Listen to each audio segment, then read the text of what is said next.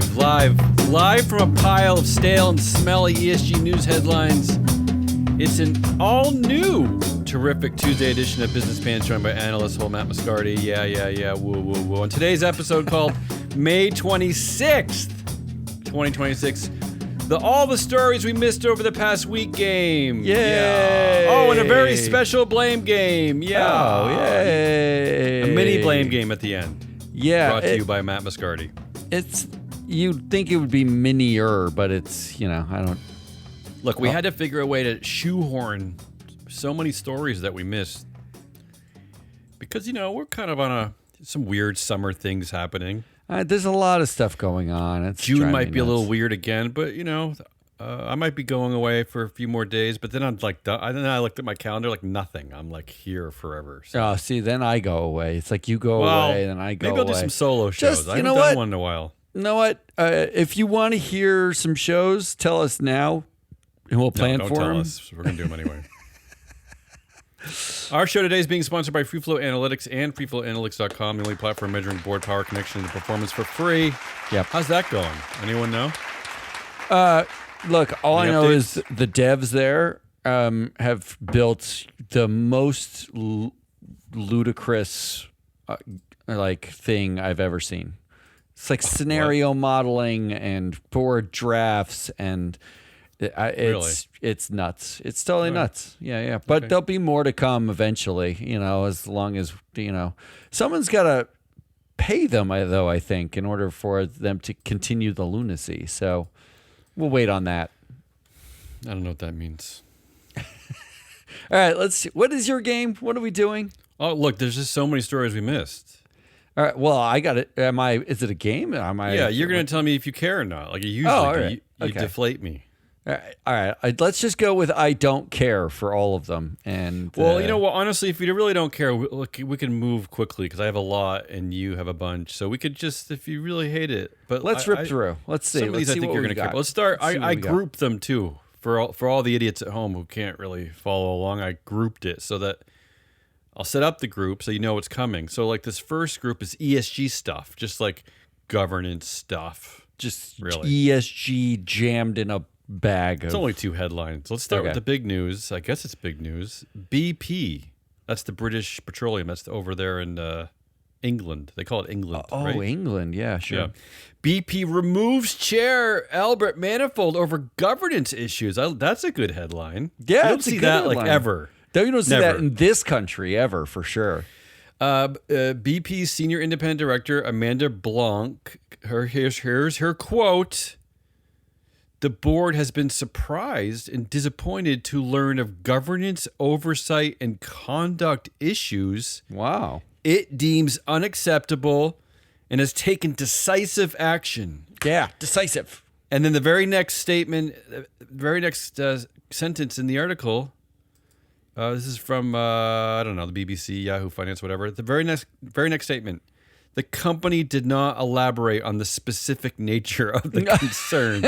Why would they tell you anything? How is that possible? How are we still here? How do they not have a right to... How? It's a publicly traded company. I don't know.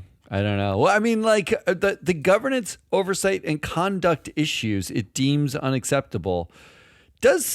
And they took decisive, so much so that they needed to take action immediately. Does seem like something that they should tell an investor. Yes, absolutely. Here is the reason we acted immediately. Interim chair Ian Taylor, he is now, I think he's only been on the board for a year. Somehow he got the interim chair. Good for him. He said, the board and leadership team have deep conviction in the strategic direction we have laid out, and the company is moving at pace to deliver it. Now, here's the odd part of that. Everyone credits Albert Manifold essentially for pushing out former CEO Murray Auchincloss and for selecting Meg O'Neill, who is the first woman to lead one of the BP, maybe first woman to lead any oil giant, now that I think about it. And also the first external hire at BP ever, I think. Ever. And yet, everything's fine. It's his strategic direction, no? I mean, no. This is just confusing to me. No, look. What? That was before the governance oversight and conduct issues they deemed What do you think governance unacceptable. oversight is? Conduct issue, I know, which means he's being a gross man and he's probably doing something he shouldn't be with an employee. But what's the governance oversight? What's weird is that in order to cover up the fact that Manifold was cut by the board, who basically instilled him as the chair like 5 months ago. Yeah, that's right. As October. part of the announcement, they included this line: "The board has been very impressed with Meg O'Neill since she joined as CEO." It's That almost he like, picked.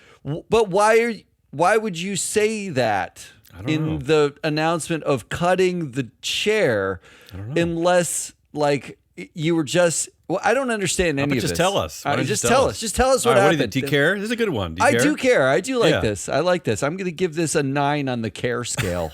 All right, that's completely stupid and arbitrary. We actually like kind of wondered about this. Would women in the board seem to be going away? Would women in the government start going away? Tulsi Gabbard exit marks 4th woman to leave Trump cabinet. Four in a row. You know what? I could care less. Like the How about that though? But the fact that it's all women leaving is like first of all he put a lot of women in positions that he just wanted them to suck up to him. Everybody, no one's real. There's no. They I just love it's 4 in a row. This is just like the zero. governance. I Just don't care. Okay. Get out, I didn't think you would. I didn't even have any notes about that one. I didn't think you care. Okay, let's go to the apology tour. This is out of Standard Chartered. The headline is "Bank Boss Sorry After Describing Workers as, quote, lower value human capital," end quote. Versus what? Giraffes? This is Bill Winters. He called the workers that essentially they're cutting 7,800 jobs, which represents, they say, about 15% of its global back office corporate support roles. Boy, that's a big company. That's a lot of words. Yeah. And he describes them as lower value human capital. That's so honest, Bill. Yeah, I like that. You're like lower value human. I mean, I like that. Like, if you were to describe CEOs in the banking industry, wouldn't Bill Winters be a lower value human capital CEO, right? Like, so here's what he did. He went to LinkedIn and he didn't really apologize the first time. He kind of tried to clarify. I said that lower value roles are more vulnerable to automation and that we have a responsibility to help colleagues move into higher value roles. That's what he said. Okay. And then people were like, "Shut up, you idiot." So he came back to LinkedIn and he said, this is the worst apology. This is such a man apology. "I have received a lot of support for the messages in my previous posts, but still get questions about my choice of words, which I know has caused upset to some colleagues. For that, I am sorry." You're upset makes. I'm sorry. But he started with the support, of course, saying "Hey, everybody loves I'm great." what I said, but if you're upset, I'm sorry for you that you're upset. Yeah, and then J.P. Morgan's Jamie Dimon followed up with a classic J.P. Morgan Jamie Dimon says. He said he called it an inartful slip of the tongue from a friend. Oh, that's a great quote from Jamie. No, an inartful slip of the tongue. Except from a that friend. it was written in a LinkedIn post. And saying lower value human capital is in no way a slip of the tongue. That's like premeditated. Look, the thing is, that they're friends. I just like that they're friends. I think it's cute. I like that. Like there is any outrage about this. You don't think that this is what every CEO thinks about most of their staff? Especially banking CEOs, absolutely. You're just a fungible... That you're a human does not mean you're not fungible to every bank CEO. They don't care about your kids or the car payment you have or like that you have, acid reflux and you need pills for it. I do? Yeah, they don't care about any of that shit. They really don't. What they care about is they value you in a hierarchy and they cut you and automate your job if you suck on that hierarchy. I don't like. I know there's outrage. Slip of the tongue from a friend. I don't support that. I don't have to support the system in place. But this is exactly how they think. Yes. The reason why I care is his apology is the bullshit. What he said is what they all think. I give him credit. I'm glad he said it. It does. I'm going to give it a 7. I like it. Let's move on. I like it. That's it for the apology tour. Let's go to Nepo babies and dropout babies. Oh, a double baby. Yeah. James what about a Murdoch. Nepo dropout? This is 2 separate. James Murdoch, he's a Nepo baby. To acquire New York Magazine and Vox Media Network. Now, I only list this one because, this is something we've been kind of complaining about and worried about forever, but it just... 7 guys run everything you read, right? Hear, see, everything. And there's a lot of Nepo babies, and they just they need media companies. They just I don't know. I don't understand it, honestly. What is it? It's a deep-seated... You didn't get listened to as a child. So it's a deep-seated need for everyone to listen to everything you fucking think. Get a creative writing degree and write a great novel or something, James. No, they're not going to do that. When that's how most normal people leave a mark. Daddy's money to buy a media empire, and then you're forced to listen to them. Right. I not only do I not care, I loathe it. It's a 0. Ooh, I'm going to give it a -1. Yeah. And let's get to the dropout baby. The scoring is arbitrary. This is quite a story. Bolt CEO, his name is Ryan Breslow, says he let go of his entire human resources team for creating problems that didn't exist. He said those problems disappeared when I let them go. Was the problem the people he employed? He justified the firing of the whole department by claiming they actively manufactured internal friction. Now this is a dude who is overseeing a company that has crashed from a $11 billion market cap only 4 years ago down to a $300 million market cap. So it's a 97%. That was probably human resources' fault, right? I mean, what a great guy. Now so what he's doing is he said he swapped the team for a skeletal people operations team, which is he wants to empower managers to make split-second decisions. This is what we need. We need split-second decisions. I like that the article says, quote, shifting the focus away from employee complaints to split-second decisions. Like, also gutting employee-friendly benefits.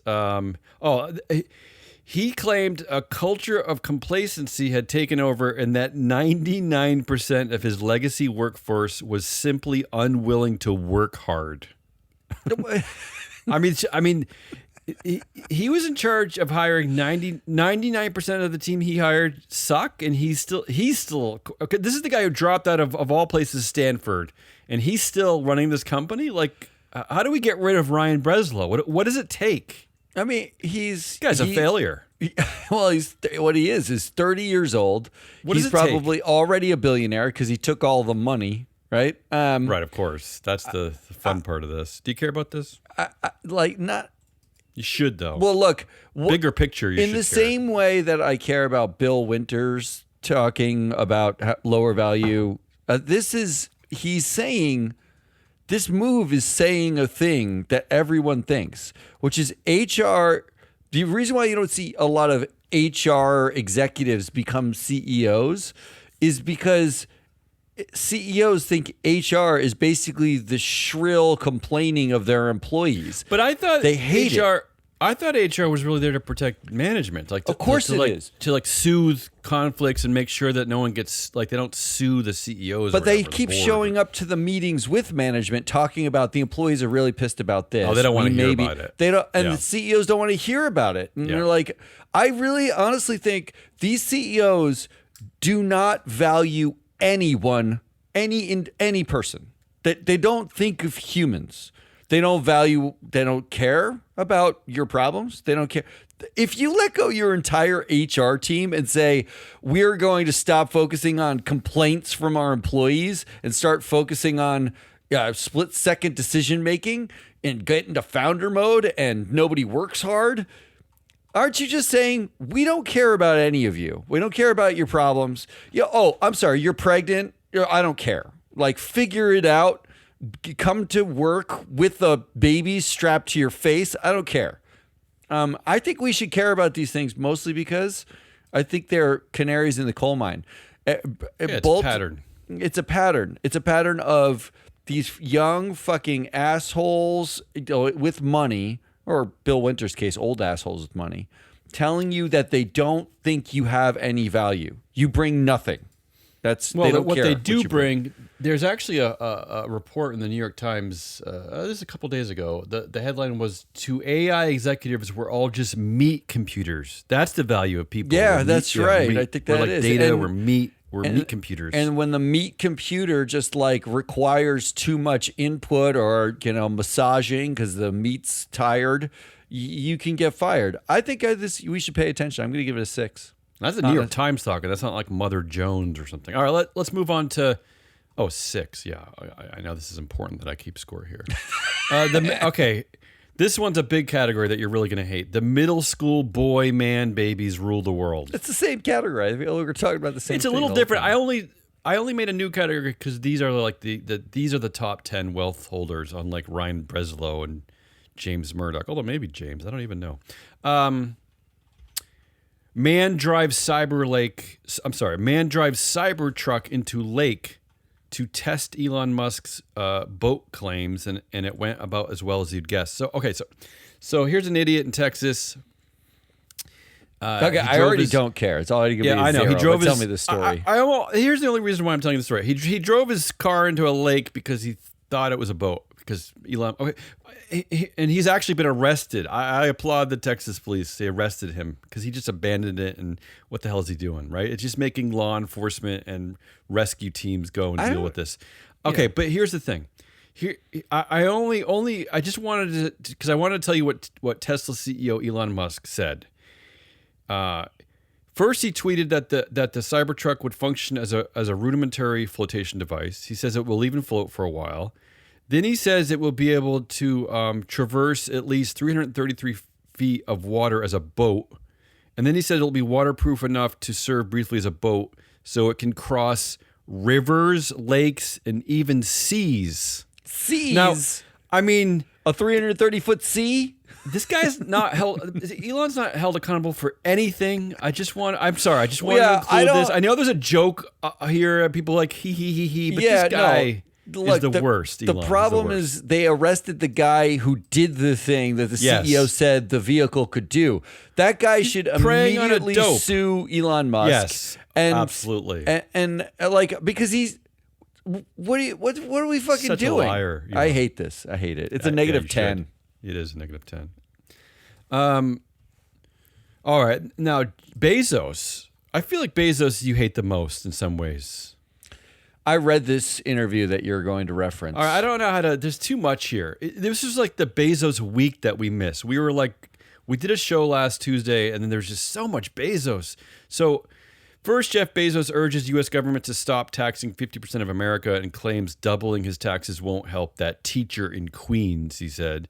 And then he's like backing Mamdani's tax on luxury second homes, but he says that Ken Griffin isn't the villain. And then he's saying that Zoran Mamdani's big mistake is that when you don't know how to solve a problem, you create a villain and you blame the villain. He's just like spouting off. And then he says there's no truth to the buy, borrow, die tax strategy that has been proven that Larry Ellison and Elon Musk use, whereas they pledge billions of dollars of stock as collateral for personal bank loans. You've talked about this a million times calling Tesla Elon Musk's piggy bank.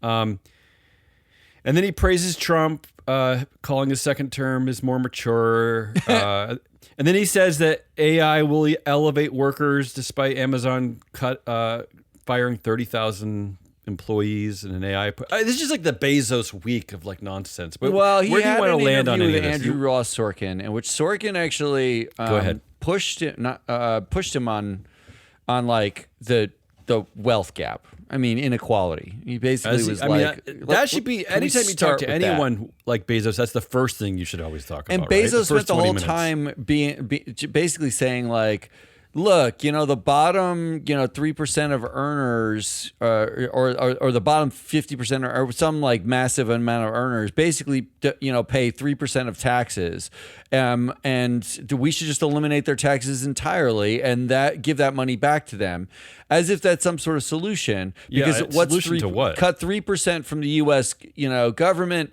and basically give all that money back to those. But he neglected to say the fact that his fucking company limits how much he pays the people as much as possible. Like the reason why they only pay 3% of all taxes in this country is because they don't make any fucking money. I mean, yeah, because you have it all, you asshole. Not to mention that getting that money back is not going to help with all of the like healthcare as an example. It's not going to help with any of it. Yeah, well, then he goes on and then how is the government even going to fund things anymore? But go ahead. Having me pay more taxes doesn't help the teacher in Queens. Why is he doing does that? Yeah, if the taxes go to fucking education. Yeah, why is Sorkin tried to push him on money in politics, which he basically kind of like flopped around so he didn't have to actually answer it. Yeah, it's like he's being like fake populist and he's being like a billionaire, because they fucking evil billionaire at the manipulate the whole same time. system, right? Like it was so typical, like navel gazy tech bro asshole. Like it was it an inartful asshole. Do you think it was an inartful slip of the tongue? No, because it actually got sent to me, and it was like, like there's some interesting thoughts in here. It was and I was like, I read it, and I was like, I've read this a million times from these fucking navel gazing tech bro man babies. What tweaked me the most? I wanted to fucking punch him in his bald dome. Meanwhile, he's out on a fucking yacht that he bought. Got built in like the Netherlands, and he wanted to tear down a 400-year-old bridge to like get built. Good thing they didn't tear down the bridge because he sold the yacht because he was bored of that yacht. It's unreal. Here's what tweaked me the most. Here's what tweaked me the most is this constant deluge of billionaires thinking that their like point of view and societal opinion matters. So first, took me twice. First, he's already calling what Mamdani is doing in New York a mistake, right? He's done nothing. He's been mayor for 5 months. So first of all, I hate that. Like, I don't know why I was weighing it, but then he's saying, he says it comes right out and says there's no truth to the buy, borrow, die tax strategy, despite the fact that it's been proven many times. And then he goes on to say, but if it is true, we should fix it. So it's like, wait, I thought there was no truth. So you're saying you're opening the door and saying maybe it is like this guy is the. Anyway, I mean, he talked about how leveraging his capital is hard, like when it comes to donating, and it's like, oh well, Mackenzie doesn't think so. Mackenzie thinks he can fucking just dump the money, and she's made as much money as she's dumped because that's what happens when you have fucking billions and billions of dollars. The whole thing is this gaslight, where you think they come out and they sound smart, like they know what they're talking about because they've seen the way the system works. It's definitive declarative statements. Everything is about like how they know how to fix the problem. You don't know fucking shit about humanity. You think your workers were peeing in bottles while you were on the job. Well, let's give him credit. They're lower value human capital. Let's give him credit. You can buy a lot of like cheap hangers on Amazon. It's just insane to me. Give me a score. It's insane. What happens when I care and hate it? I'm giving it a 400. Okay. You care, obviously. 400, yeah. Back to Elon. I just wanted to point out one of the ongoing patterns of this idiot Elon Musk. Elon Musk compares his company's work to that of Jesus. He calls the Neuralink. He's called it Jesus-like technologies. He's praising his stupid company. Here's the part that stuck out to me. Although, brain-computer interface science or whatever, BCI as it's called, is a concept that has been around since at least the 1970s. And there are more than 130 BCI startups have been launched since 2016. Yet, once again, this guy is taking credit for something that pre-exists him. Right. He is amazing this way. He really is amazing. He's never invented anything. But Like, he's the Jesus here in this scenario. like the closest he's come is basically building manufacturing rockets in a way that might be faster and reusable. Oh, please. That's not inventing anything. But All right, turns give me a score. out the rockets don't make him any money. Like we're gonna get to SpaceX in a minute. Everything he does is a fucking failure. Table that until we get to without it. Give me a score. I don't. It's 0. I don't care. Yeah, This, it's you know what? definitely Actually, 0. this reminds me of Lloyd Blankfein said of Goldman Sachs. He's the ex-CEO of Goldman Sachs.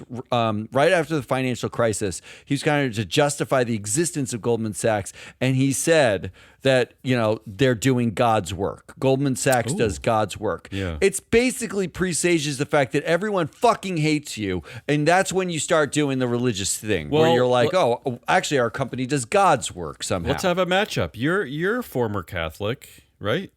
I Who's was better? a confirmed Catholic, yeah. Who's better, God or Jesus? Oh. Who wins? At what? Like Mike Tyson's Punch Out? Like I don't know. And what about the Holy Ghost? Where's the Holy Ghost come into this? The Holy Ghost is like sipping coffee, watching the two How of come them no one fight. ever talks about the Holy Ghost? Why is it always God Stephen and Jesus? Colbert does. Oh, really? He makes sure every Isn't time it he like talks about it. Yeah. Isn't it a triumvirate? I'm not mistaken, right? It's a three-headed. Are you fork asking or spoon or because whatever? I don't. Okay, let's I move don't on. remember any of that stuff. I don't care. This Zero. is quite possibly the worst of the week that we missed. I picked this headline, but there's a million headlines about this. Why is Mark Zuckerberg taunting his employees before firing them? Is that his AI avatar taunting them? Well, it could be, right? I wonder if do the employees get to see him? Yeah, I don't know. Okay. So we reported back in April that Meta is laying off 10% of its workforce because Mark's, I guess, sucks and he's Founder overhiring. mode. But he did something very odd, and there's been countless stories about this. Is that he basically let the entire company stew and worry for over a month. He didn't. He announced the layoffs. Yeah. It didn't tell you who was being fired. But this is. I don't even know if I believe this. This is like next level Lex Luthor evil weirdness. So this is newly leaked audio from an all hands meeting at Meta released by More Perfect Union. More Perfect Union. Were they the ones that battled Starbucks recently in a proxy contest? I don't think it was More Perfect Okay. Union, no. Anyway, he got all the employees together, and he basically told them that the company was harvesting employee data to train its in-house AI models ahead of the massive layoffs. And there was a key reason why he's waiting. So he said, quote, "We're in a phase where basically the AI models learn from having real..." I'm just going to read this verbatim instead of paraphrase. I'm just going to speak the way he speaks. So we're in a phase where basically the AI models learn from from watching really smart people do things. And if you're trying to get it to be able to do certain capabilities, having AI be able to observe really smart people doing those things is very important. So the takeaway here is that he says that he gave them the months long to stew so he could watch them and steal exactly. all their shit. Yes, and he said, in general, the average intelligence of the people who are at this company is significantly higher than the average set of people that you can get to do tasks if you're working through contractors. He said that. So what he's saying is that by watching the people I actually hired, the AI is learning from smarter people. If we just watch the contractors, they're dopier, dummies, dopes. And we're getting a poorer set of data. This guy admitted this in front of the whole company. Your point recently has been like, wow. I'm sick of worrying about the Meta employees. They should be quitting in droves instead of like, yeah, right, because they're part of this like weird evil empire. I mean, this guy is. This is like worse than Standard Chartered. I mean, what he's admitting here is chilling. What he's saying is he doesn't want any of you. Like you think it's going to stop because at 7,800 people he fires? No, full well. You think he just implemented that program at just the people he fired? No, he's watching all of you all the time, and we know that he is. He has no accountability. Now we you really can't know. vote him out. You can't vote out his board. Oh, you he can't do hand anything. chooses it. Nothing. The investors have shown no interest in actually reining him in or doing anything different, despite the fact that he's subverted democracy and he's done every horrible thing. If he was a dictator of Congo and he was not a white fucking college dropout from Harvard, would we be talking about the great Mark Zuckerberg? If you took his quotes and said, I just fired, or I executed, 500 criminals, but not before I didn't download their brains so that I know how they think. No, there'd be a movie about Leonardo DiCaprio would be playing him in a movie by now. Seriously, right? Matt Damon. And, it would be the fucking most horrible thing. He went on to say, so if we're trying to teach the models coding, for example, then having people internally build tools that or solve tasks that help teach the model how to code, we think is going to dramatically increase our model's coding ability faster than what others in the industry have the capability to do. So he's just basically laying out the strategy. Like, we just need to keep watching you to build our models. And when we're done, you're fired, right? Horrible. He's just a horrible human being. Give me a score. Obviously, you care about that one, too. What's your score? I'm going to give it a 20. It's not as big as the 400. And just, you don't have to score this one, but I will say also Intuit announced last week that they're cutting 17% of its staff, 3,100 employees, because they want to make big bets on AI. Is that they said they wanted to make big bets on AI? Big bets. Big bets. I think actually the reason why I care about that one is Intuit stock since that announcement is down almost 20%, over 20%. Oh, so it's the reverse effect. Usually I think goes up. People are starting to realize they're like, wait a minute. Intuit is making big bets on AI. What the fuck are we doing? What is even happening anymore? I think it's so my QuickBooks is what, smarter? I don't understand. I think we should care a little bit about that one because I think it might be a reversal of trend. So 3. Well, it's funny because all the headlines I didn't share today are just the millions of strange ways that AI keeps screwing up. In fact, screwing up so much that it is now putting, if you will, I don't know the right phrase here, but it's basically entering into the canon of human knowledge and intelligence made up shit. Wrong shit. Right? Yeah. So that's where we're at. Yeah. Okay. So let's move on to the woke wars. Texas. This is this is stuff that keeps happening, but it did happen last week. Texas Attorney General Ken Paxton, who's also in a Senate race, of course, suing ISS for allegedly misleading customers by pushing radical political agendas, pushing woke ideology. Iowa, too, blaming them for lying to investors. I don't know. I mean, do the customers ever have to do their own due diligence? I mean, is ISS really misleading anyone? I mean, you had the right...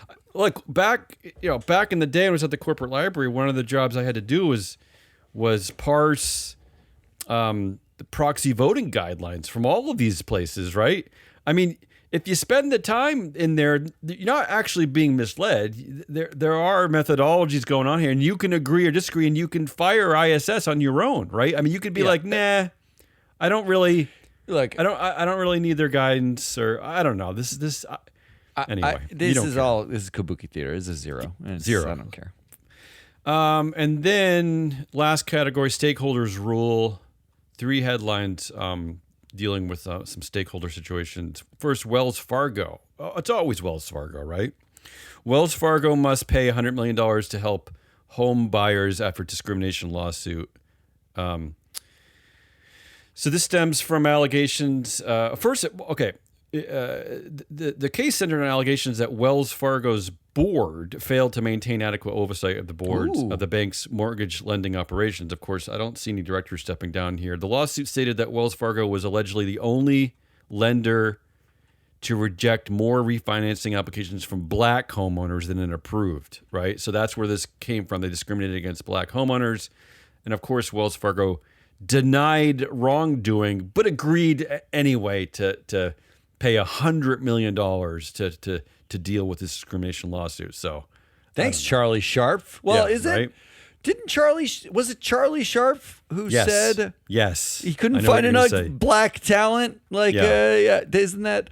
So or apparently, they couldn't find enough black homeowners either. I guess they can't find enough black people who want homes. Like, that's why they discriminated against but Charles, them. but this is how systemic racism works. I mean, if you're not even like giving out the loans to black people to have comfortable lives, how are they supposed to like send their kids to college? And how are they supposed to like rise up and get the American dream like your buddies, right? Like you need a home, you need stability, you need all the things that we all get, which is mortgages to start your lives. Here's actually the reason why you should care about this. This lawsuit was brought in 2020, or it was fractions from 2020. It's the Consumer Finance Protection Bureau, which was the watchdog that was built after the financial crisis to watch these fucking asshole banks and all the shit that they did. If that still existed, maybe we wouldn't have had to wait 6 years after filing a lawsuit to get $100 million,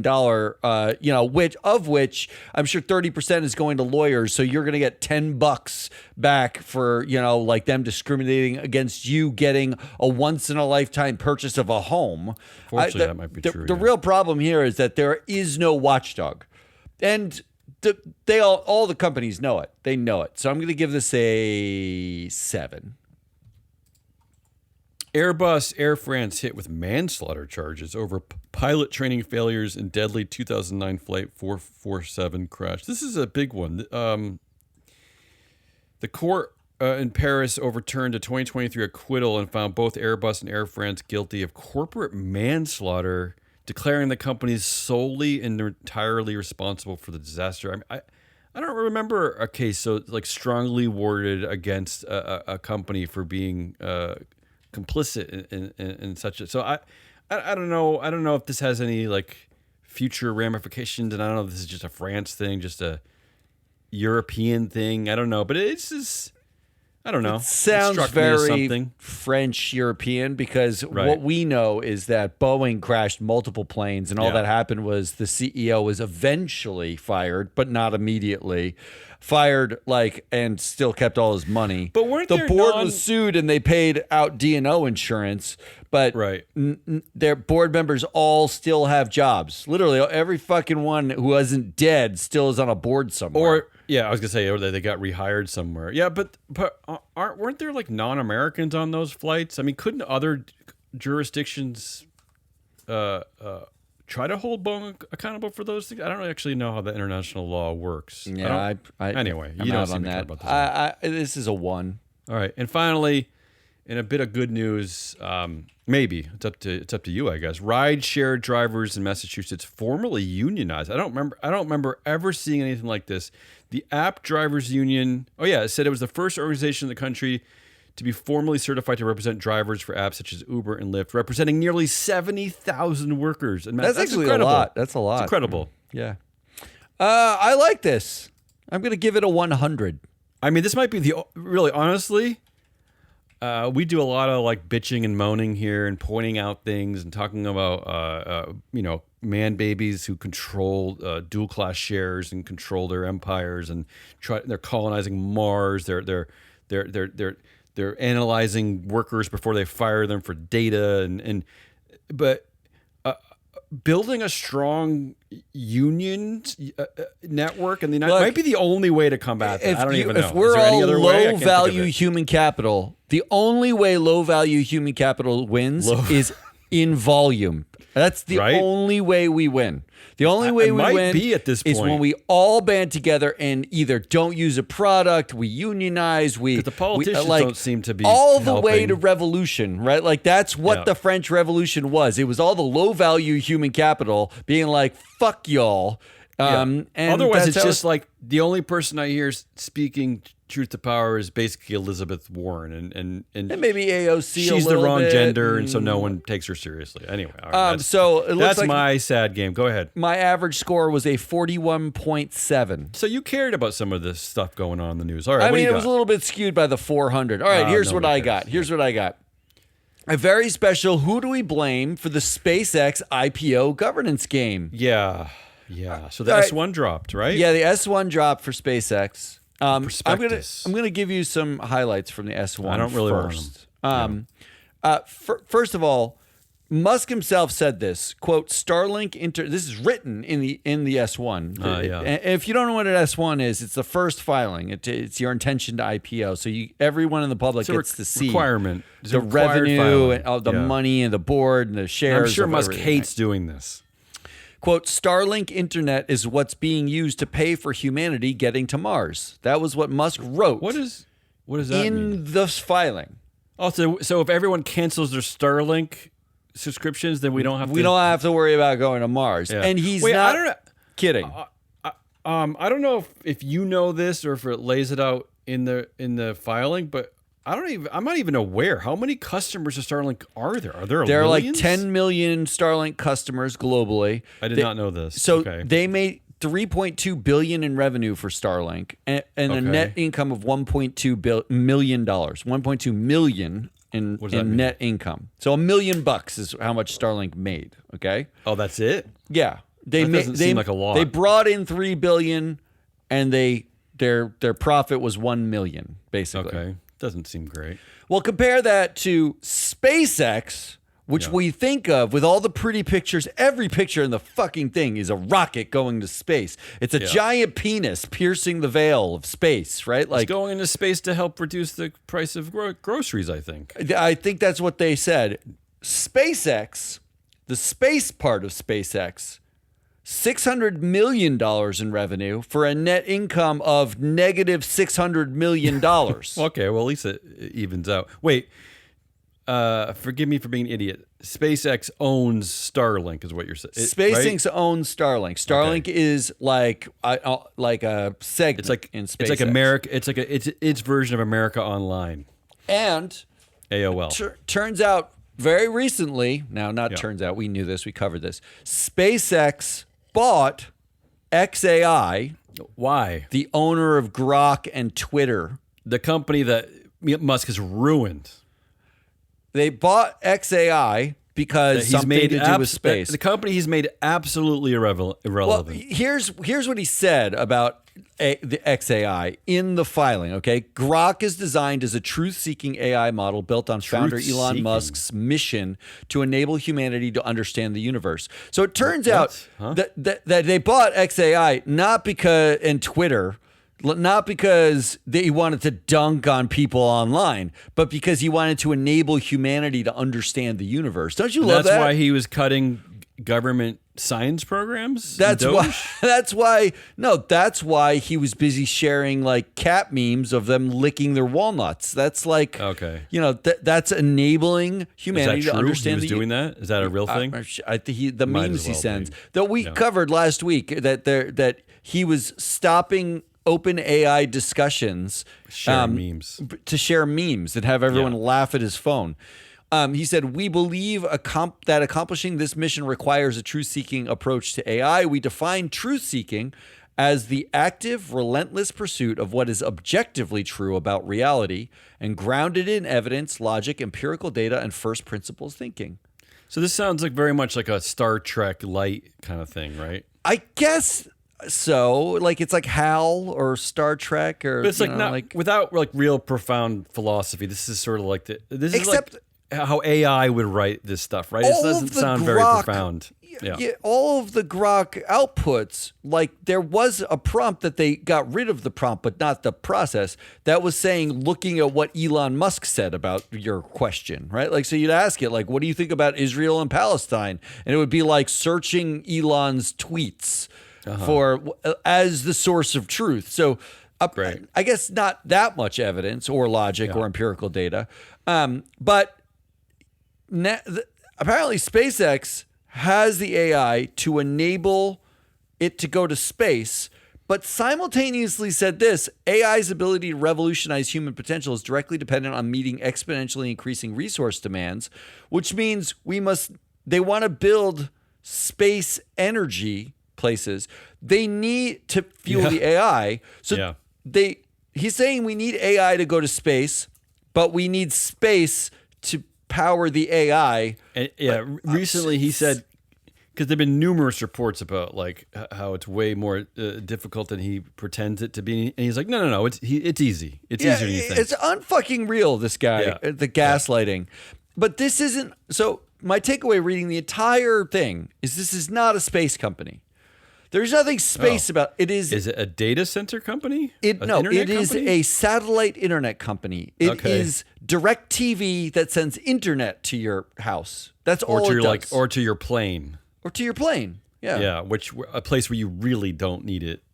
It's more mobile than like the little radar that you put on the top, but it is a classic Musk gaslight where you're buying this vision. The vision he lays out is to build the systems and technologies necessary to make life multiplanetary, to understand the true nature of the universe, and to extend the light of consciousness to the stars. Okay, that's stop. This is the written mission. Like Star Trek written by like 9-year-olds. But what you're really buying is an internet company that spends all of its money on one AI vanity project and occasionally does a rocket on the side. Well, but don't call it an internet company. It's a Musk company. It's Musk. The company is Musk.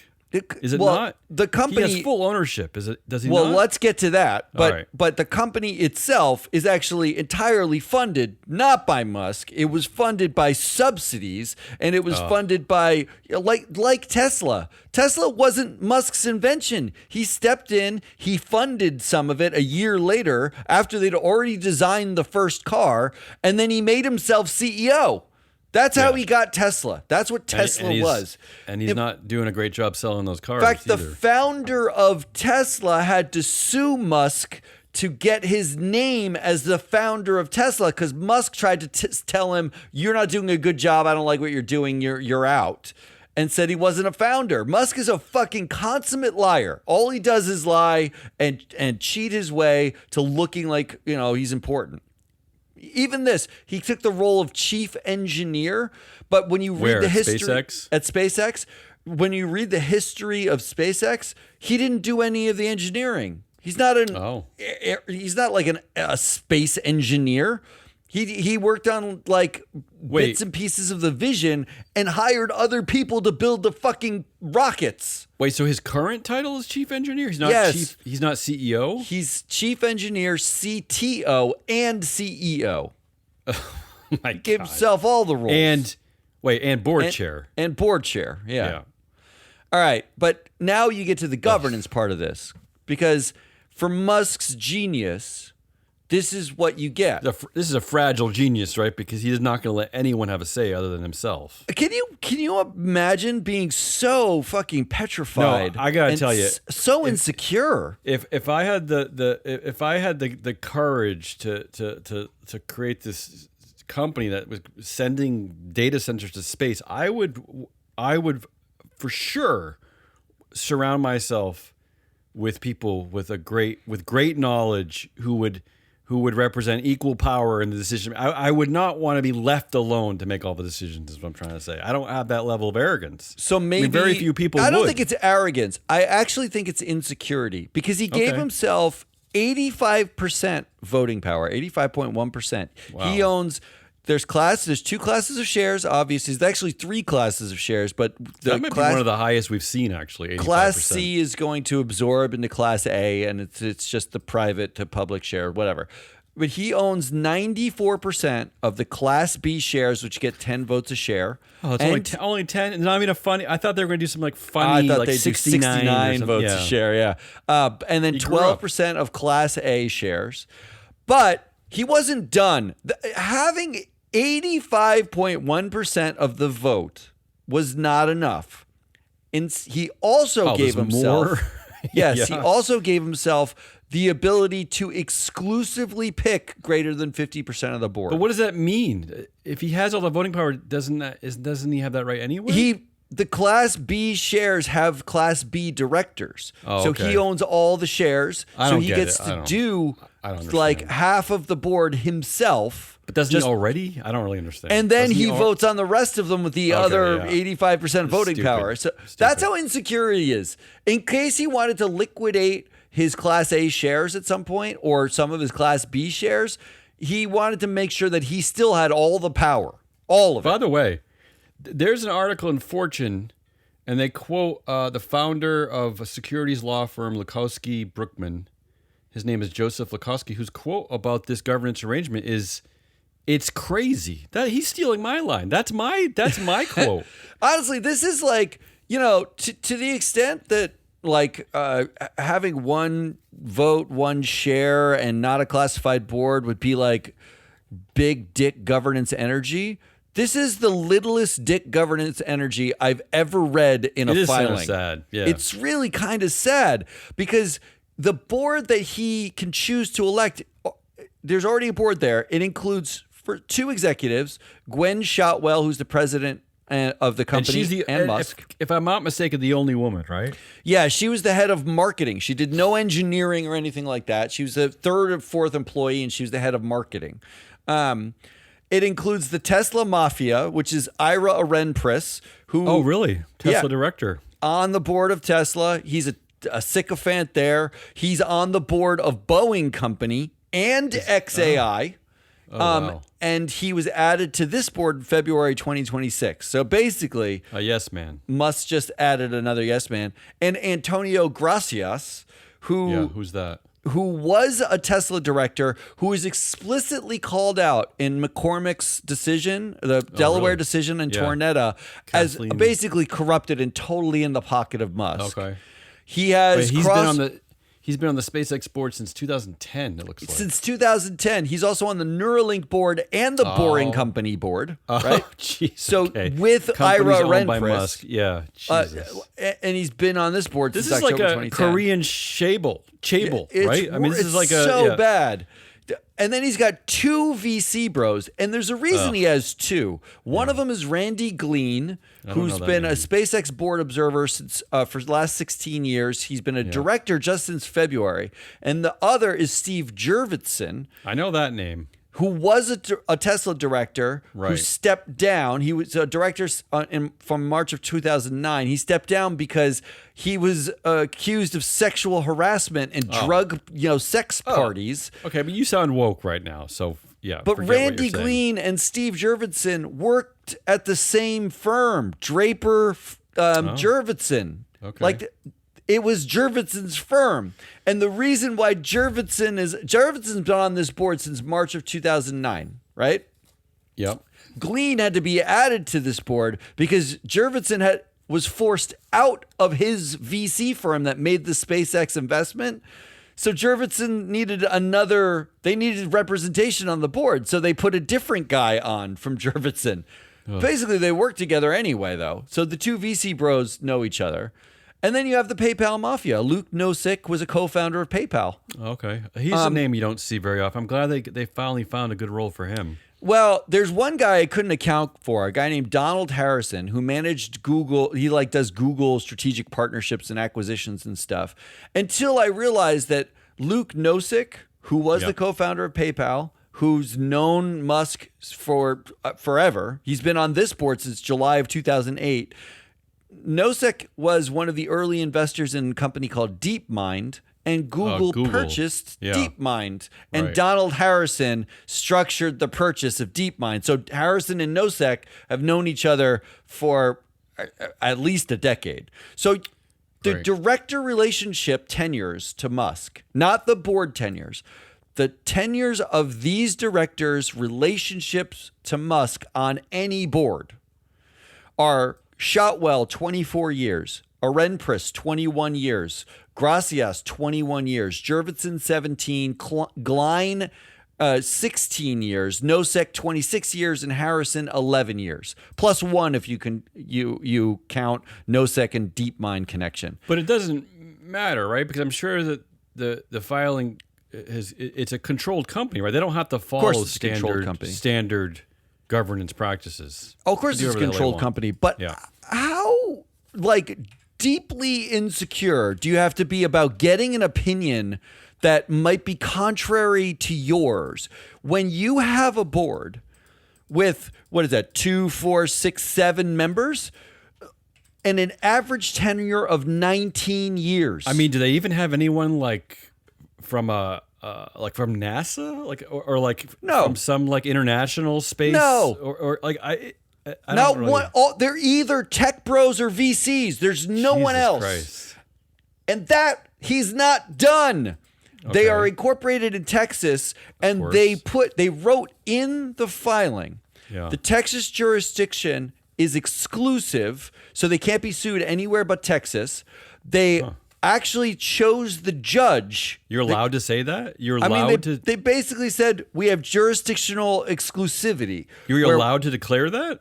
Yeah, well, they said, they just said it. And Okay. you can't even sue them unless you own 3% of the company. Wait, this is legal? I'm still going. They forced mandatory arbitration. Well, that So of course. you can't even sue them That's anyway. a Texas thing, right? That's a It's a Texas thing that you can opt into. They have anti-takeover statutes. Well, yeah. It gets so petty. Special meetings can only be called by Elon Musk. No one less than 50% of the stock can call a special meeting So or this is like- even vote at the special meeting. So this is like stupider than the WeWork IPO. They actually can make moves with no written consent and no prior notice, meaning they can like do an acquisition and not tell shareholders at all until after it's done. Where's this listing? Which exchange? Yeah, I believe NASDAQ, but I'm not sure. Not the Texas one. What's the one that Texas has now? I don't know. Maybe it'll be Texas, but No, this you know was, it won't be. This You was know it filed won't with the be. SEC. I didn't actually look at where, but they have a whole section where they fully indemnify the board, including they a better. provision that allows whatever conflicts of interest directors may have. It allows them to have it. Okay. That's the governance Yeah. structure. It's the Wild West. It's like the Wild West. Let's get to who do you blame? Are you All right, ready? Yeah, let's come on. This is killing me. Go We're for gonna it. move quickly. Do you blame the U.S. government? I mean, probably. Go ahead. Tell me why. The Department of Energy in 2010 gave Tesla a $465 million loan, which paid for the Model S. Why does he need a loan, this guy? In fact, Musk has said Tesla would not have survived without the loan.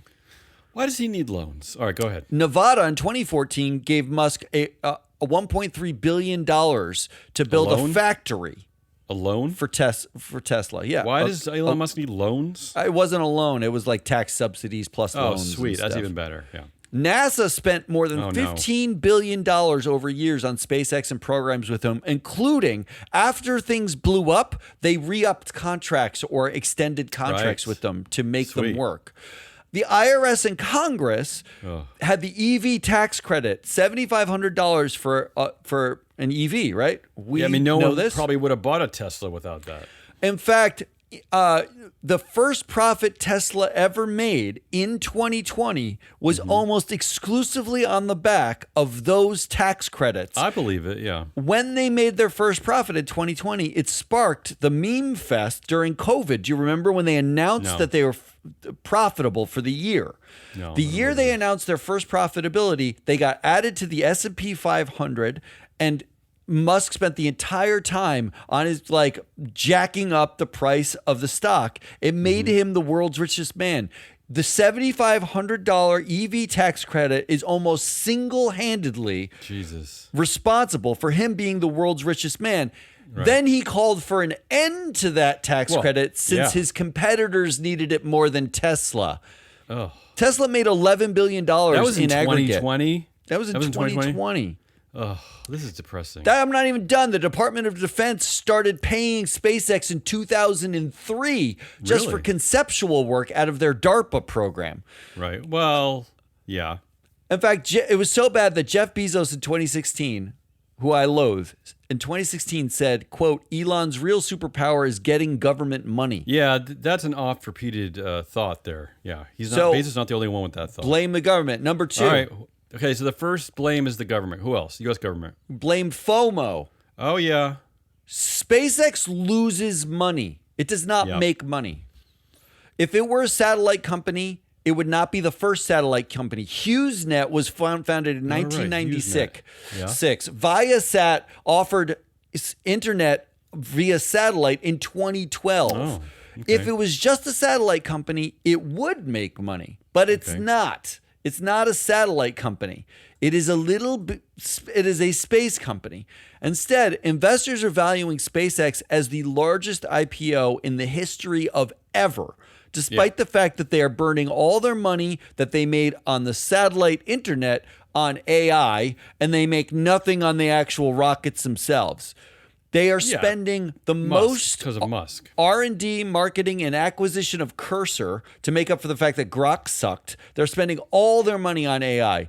In exchange for that FOMO, this is not just 100% a private company. It's worse than a private company, because at a private company, VCs actually have rights, can bail, can like ruin founders if they pull their money, if they Here they can pool do their nothing. Here they can literally do nothing. Just It sit is back and worse watch. than private. But they might make money, so it's worth it. So there's FOMO. Yeah. Do we blame Tornetta? Tornetta. If Tornetta hadn't sued Musk for his pay, Yeah. would SpaceX be structured this way? Would he be more secure? Would he have been a one vote, one share company? So it's like the argument that if we hadn't like poked at Trump, he wouldn't have like gotten so angry that he's just like destroying everything in his He's path. destroying like Godzilla. everything. He's like, yeah, like we went underground, we shot. That's a rough one. That's a rough one there. Blaming Tornado. Do we blame the banks underwriting the deal? Always. Who agreed to buy Grok at millions of dollars a pop as a term of getting the underwriting because everyone bends the knee to the money? Yeah. Or do we blame the board? Because I guess board. I guess I don't know. You Well, there's blame management. but there is no somebody. board here, though. To be fair, Who do you blame? Right? Who do you blame? There's no board. There's no board at it's SpaceX. not. I mean, right? there are people there, but they're not really a board. Yeah. I mean, even that's arguable, right? You got to throw them in because you got to. They're not fully somebody. formed people. We could blame just Peter Thiel. I don't know, like that guy's probably. It's I'm his gonna fault. I'm gonna change the way this game works. Just so we can wrap this up, I'm gonna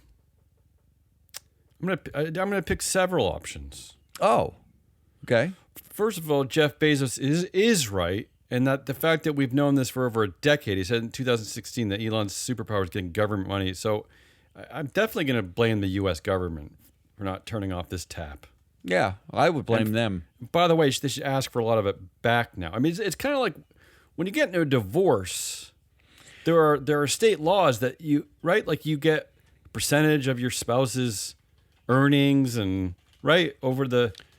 So I feel like the U.S. government should claw back like at least half a $1 trillion at this point. Well, here's the grand irony of Bezos saying. Yeah, like the Elon superpower is getting government money. You know, Amazon made $12 billion in subsidies over the last 2 decades. Well, so I'm not saying that he's not culpable too. I'm just saying these fuckfaces. Bezos is out there talking about how his taxing him won't help that Queen's teacher and all that bullshit. Donnie's big mistake. Meanwhile, they fight taxes at every turn, and we pay for your existence. Let me finish. Yeah, please. First, the U.S. government, absolutely FOMO. Oh, it's kind of combined, isn't? I feel like the banks underwriting the deal is attached to FOMO. Yeah, I mean, I needed another option. I threw that. But this is the sickest part of our current American culture is that we will blind ourselves if we think there's a possibility of making some kind of a profit without any labor attached to that profit, right? So we will attach ourselves to the biggest devil ever if we think we can make money make some for doing nothing. Yeah, because let's be real. Investing in companies like SpaceX, you're doing nothing. You're contributing nothing. You're a nothing. You're not even mowing the lawn. You're doing nothing. I mowed the lawn last week. And I'm not going to blame the board and turn it on. I'm going to blame the banks. I'm going to blame FOMO. I'm going to blame the U.S. government. Oh, my God. But really, I think mostly the banks and FOMO. I'm exhausted. I don't know what I'm doing. I'm just. I scored a 41. Why does it even on matter? I don't know how to fight this anymore. I don't know how to fight Musk anymore. It's cancel your Starlink subscription. I have a somewhat of understanding how to fight a regular public corporation. You can infiltrate. You can vote people out. There's share no point. proposals. You can unionize this is a. We are dumpster happy fire. with dictators in this country. Yeah. There is no democracy. That's Damian But Ross. ironically, we're not though. We're not. I mean, we are not when they call themselves dictators, but we are when they come out in an Get outta S1 here. and say it. I'm your analyst, Matt Muscari. We are Free Float. Come back on Thursday and Friday because this week we have a full week planned. We're actually here. Nobody's leaving. No craziness. We're all here. We're doing our stuff. And there's even a shareholder primacy coming out tomorrow. So come back for that. Until then, goodbye.